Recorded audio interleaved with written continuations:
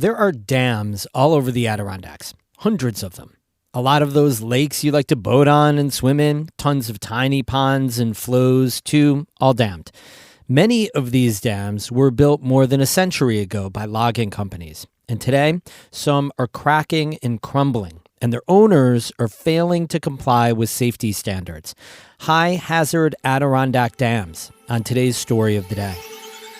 Support for Story of the Day comes from Long Run Wealth, an SEC-registered investment advisor in Lake Placid, providing comprehensive wealth management, retirement, and financial planning solutions. LongRunWealth.com. And from SciTech Business Solutions, training and consulting services to help businesses grow. More information at citec.org.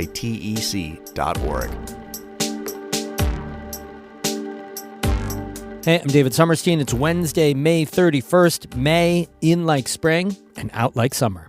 First up, nearly 40% of school board members elected statewide a couple weeks ago are newcomers. That's according to an analysis by the New York State School Boards Association.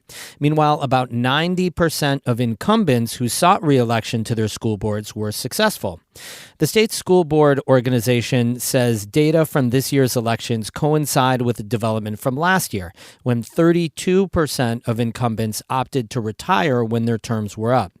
The analysis also revealed that school board candidates who were endorsed by their local teachers union were more likely to be elected.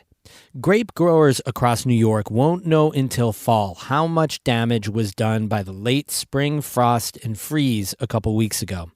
Cornell Cooperative Extension estimates that 30 to 50% of the grape crop was damaged on May 18th.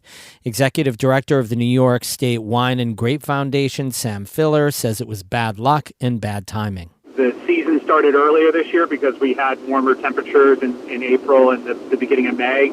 We had what is called bud break, and then the primary shoots out of those buds had started to grow.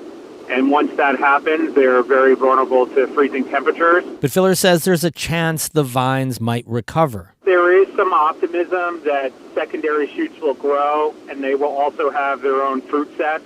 We really won't know until late in the summer, early fall, what the harvest is actually going to be like. Some folks may actually be able to salvage their harvest. Still, Filler says enough damage might have been done to meet the threshold for federal emergency relief. Senators Chuck Schumer and Kirsten Gillibrand say they may ask the USDA to approve a crop disaster declaration for grape and apple crops in New York. Filler says the relief would be welcome because not all growers have crop insurance. There's a lot of upfront investment that growers have made that they're going to have to kind of eat that cost now because they're not necessarily going to have the income from selling their grapes at the end of the season that they would have expected during a normal harvest. New York is the third largest grape producing state in the nation, with an estimated 100,000 jobs and a $6.5 billion economic impact.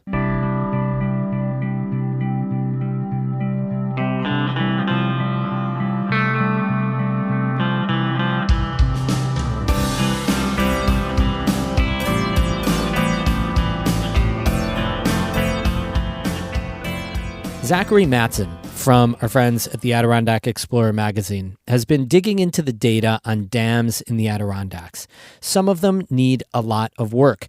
He spoke with Emily Russell about some of the riskiest dams in the park and what's being done about them. It's kind of extraordinary how much dams have done and continue to do to shape the physical and social landscape of the park. And what we think of as we drive around and see these scenic views, so much of that is shaped by a dam somewhere off in the distance that you can't necessarily see. So there are over 500 dams throughout the park, and many of them maybe present a small risk or something, but there are some that are high hazard or intermediate hazard, and many of those haven't fully complied with state regulations that were put in place over a decade ago to sort of really dig into what kinds of needs those dams have to be upgraded in order to withstand significant storms that could occur in the future. What does it mean for a dam to be a high hazard dam? So dams are rated, given a classification of their hazard based on what would occur if they were to fail. It's not a measure of whether or not a dam is likely to fail, but sort of, let's just assume this dam fails, what's going to happen? And high hazard is the most hazardous, and that means that, in the event of failure, It would likely cause widespread damage to infrastructure. It would flood businesses and homes and could result in loss of human life and significant environmental damage. What has the state said in response to your reporting and the fact that you found that there are so many dams out of compliance or considered high hazard in the Adirondacks? So the state, they have about 11 engineers and inspectors on staff who are charged with keeping up with the thousands of dams, by some counts, 5,000 or 6,000 dams throughout the whole state. And so they have, a lot on their plate. They also have to process all these repair documents and to grant permits for that work.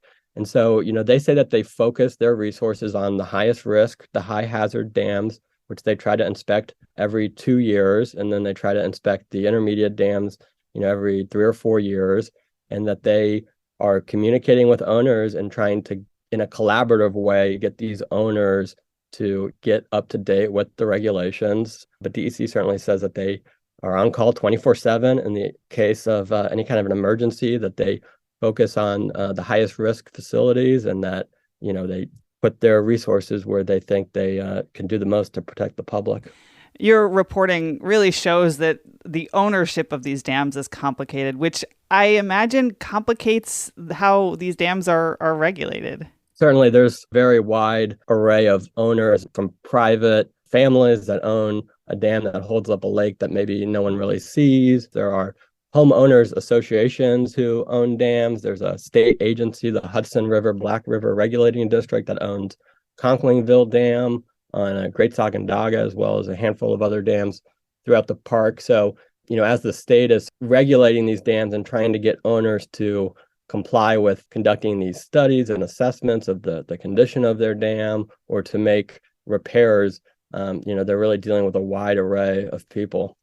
Do you get a sense that folks in the communities where there are high hazard dams know about the threat of their local dams potentially failing?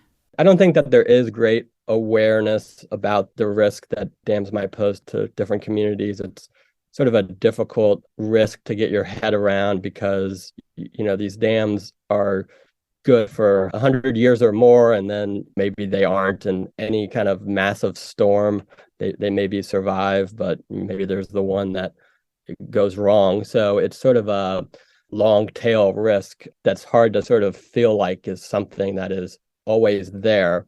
And yet those dams are there and that risk does exist. So there's certainly more that can be done to communicate and educate the public about the risks these dams may pose in their communities. That was Zachary Matson, a reporter for the Adirondack Explorer, speaking with Emily Russell. You can read more of Matson's reporting on dams and other water issues at adirondackexplorer.org. We have more news all the time at ncpr.org, including a link to Zachary Matson's work.